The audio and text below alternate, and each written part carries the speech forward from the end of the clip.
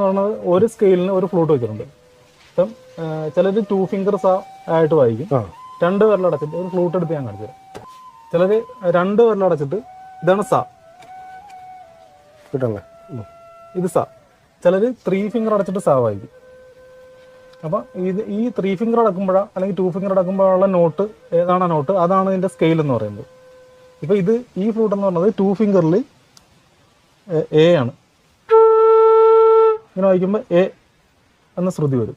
ശ്രുതി എന്ന് പറഞ്ഞാൽ നമ്മുടെ സരിഗമപധ സെൻറ്ററല്ല, അതിൻ്റെ ഇംഗ്ലീഷിൽ പറയുന്നതാണ് CDEFGAB.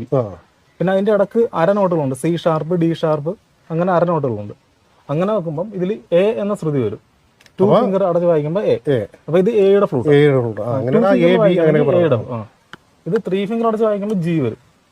അങ്ങനെ നോക്കുമ്പോൾ പൊതുവേ ഹിന്ദുസ്ഥാനി ഫ്ലൂട്ടുകളെല്ലാം 3 ഫിംഗറിലാണ് സ്കെയിൽ പറയുന്നത്. 3 പേരിൽ അടക്കുമ്പം ഏത്